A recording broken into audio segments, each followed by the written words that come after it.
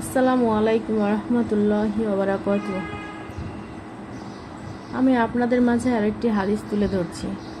রাসূলুল্লাহ সাল্লাল্লাহু আলাইহি ওয়াসাল্লাম বলেছেন, দুনিয়া হলো মুমিনের জন্য কারাগার এবং কাফিরের জন্য জান্নাত। সহিহ মুসলিম। এই হাদিস আমাদের দুনিয়ার প্রকৃত অবস্থা বুঝতে সাহায্য করে। একজন মুমিন এই দুনিয়ায় নিজের ইচ্ছা ও প্রবৃত্তিকে নিয়ন্ত্রণ করে চলে, হারাম থেকে বাঁচে। এজন্য দুনিয়া তার কাছে যেন একটি কারাগারের মতো। অন্যদিকে যে ব্যক্তি আল্লাহকে মানে না, সে দুনিয়ার ভোগ বিলাসেই মগ্ন থাকে। তাই তার কাছে এ দুনিয়াই যেন জান্নাত। এই দুনিয়া স্থায়ী নয়, আসল জীবন হলো আখিরাতের জীবন। কষ্ট, দুঃখ বা সীমাবদ্ধতা এসব মুমিনের জন্য পরীক্ষা, যা তাকে জান্নাতের পথে নিয়ে যায়।